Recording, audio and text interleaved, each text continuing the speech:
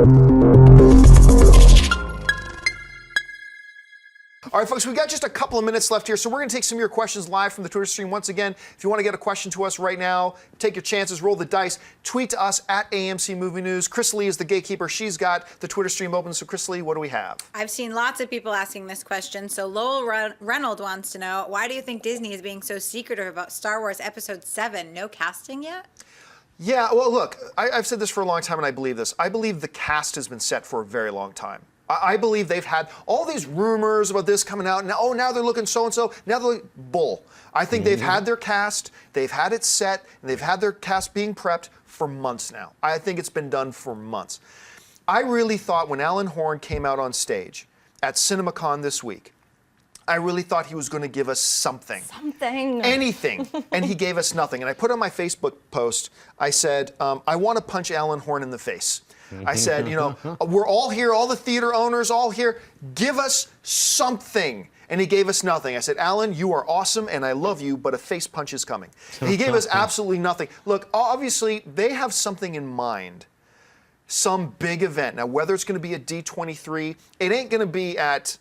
maybe it'll be WonderCon. It ain't going to be at Comic-Con. A lot of people think they're going to save it for Comic-Con. They're going to be 2 months into filming. Right. They ain't going to be able to keep it under wraps once they start filming. So obviously they must have something planned. That's some big grand event where they're going to unveil everything. And they think it's important to do that, I guess. I just wish they would hurry up.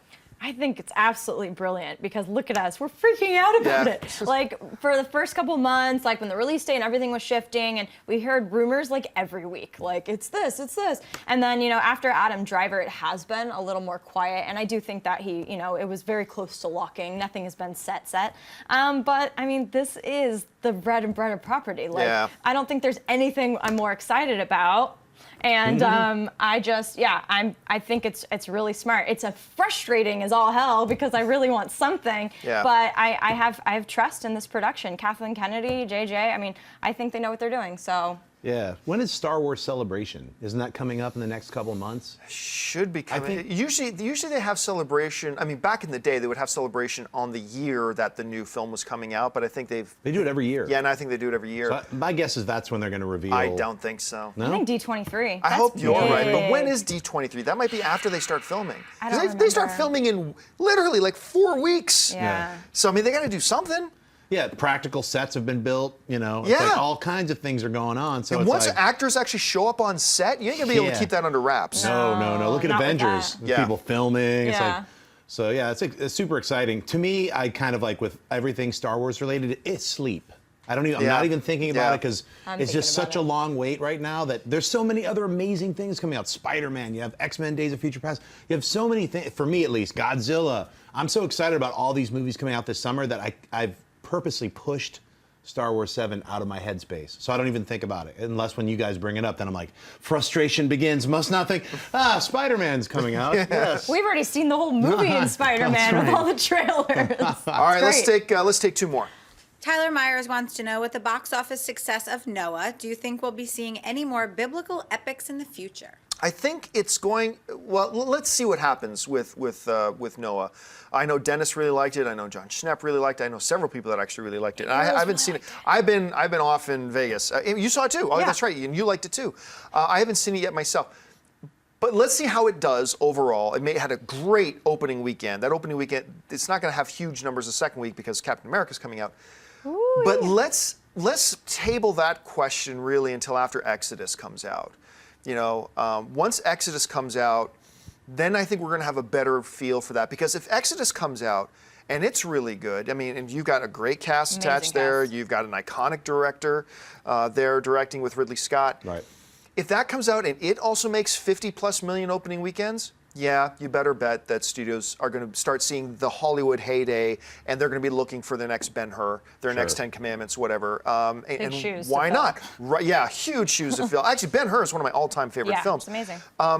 So if there is a trend and you see that it's working and audiences are responding to it, yeah, they're going to try making some of them. Hence, we got Wreck-It Ralph 2 coming out with Peter Dinklage. So I don't know. What do you guys think? Yeah, we were talking about this before the show. I thought it was a real film experience. That's what it was. You have to see it on the big screen. It's one of those things that you need to be in this audience. It's very interactive. acting, Russell Crowe, this is my favorite performance since Gladiator of his. Jennifer Connelly, all So of them amazing. were amazing. Visually, it's great. And I'm not a religious person, and I thought it was just a really well done story. And I mean, the controversial aspect of it keeps it in the news even longer. So regardless of your stance of it, Aronofsky's a brilliant director, and it was a really special film. Yeah, I came into seeing Noah with pretty low expectations. I mean, especially with all the controversy of the studio meddling with his cut, Yeah. and I felt like, Right. oh, they're cramping his vision. Movie is an experimental, amazing story. It's an epic film that you truly need epic. to see in IMAX because it's beautiful. There are so many, and it's not experimental like weird, I'm a clown, you know, weird frame things. It's a film, you know what I'm saying? Not experimental like art school. It's like experimental, like it's going into brand new territory on a giant epic level. Epic. And I won't, no spoilers, just go see it. It's really a fantastic film. And you don't have to be religious or atheist or anything to enjoy this film and the story that it tells. It's a metaphor for modern times. So that's really what, going into seeing it, it's a beautiful, amazing Here's an journey. interesting The CGI statistic is that came great. out. Noah, in its opening weekend, has made more money than the previous 4 Aronofsky films combined. Wow, that's fantastic. Let that sink in for a second. Good for him. Yeah. He Because deserves it. generally speaking, Aronofsky is one of these dudes who makes some great movies that nobody goes to see for one reason or another, right? And then all of a sudden he makes Noah and everybody goes to see it. So it's a very poignant question. I think studios are going to take notice of this, and we'll see how this all He's kind of amazing. unfolds. All right, let's take one more. William Parcell wants to know, do you think we'll see more fantasy films after Hobbit 3, or will Middle-earth Shadow continue to keep them away? It's funny, when the first Lord of the Rings, when the Lord of the Rings films came out, there was this, understandably, there was this thought that with the success of Lord of the Rings now, we're going to see a great new age of these, you know, middle time fantasy films, castles and dragons. We're going to see a whole rebirth of this whole genre stuff, right? Return to like those 80s classics we used to love. But what happened was actually the opposite. Suddenly everybody was terrified of making a film like that and being compared to the Lord of the Rings. And actually then we saw none come out for a very long time.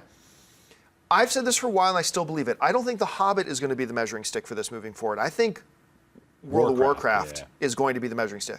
World of Warcraft has a lot riding on it, and it, on the surface, it doesn't feel that way, but when you really stop and look at the environment right now, World of Warcraft is touching on several different areas.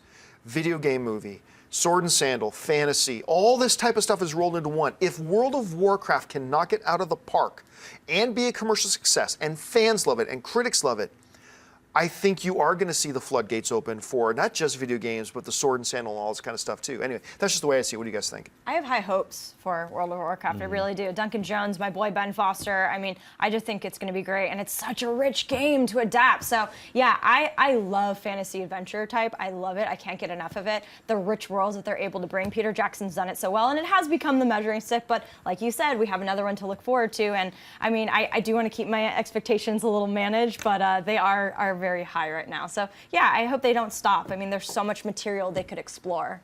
Yeah, I think I would love to see a return to some of the like Beastmaster, but like with a slightly larger budget. I'd love to see the sword and sandal and sorcery genre reignited by Warcraft. A bunch of my friends are building giant things right now for the movie. It's going to be fantastic. Yeah. Warcraft is going to be, you're right, that's the one that's going to be the tipping scale. Yeah. And I think One way or the other. One way or the other. I'm really hoping good. that Duncan Jones kills it. He's gonna and do like, it. I mean, I loved Moon, and he's a great director. And you know, I mean, even the source code, you know, hits and misses, but Still directed interesting. really well Yeah. done. Very well directed film, So I think they gave it to the right guy, and it's not going to be like, Orc needs food, chopping wood, searching for, experimenting, researching spells. You know, that's the old school Warcraft. This is going to actually be a full, you know, rich film. So I'm really excited about it. You're right. It's going to be the one that tips the scales instead of Lord of the Rings. If you narrated it like that, I could be in.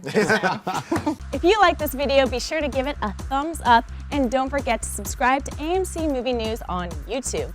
It's free and a great way to stay updated with all the latest movie news, and check out our daily show, AMC Movie Talk. Also, don't forget to check us out on Facebook and Twitter to stay in the loop for our special prizes, giveaways, and contests.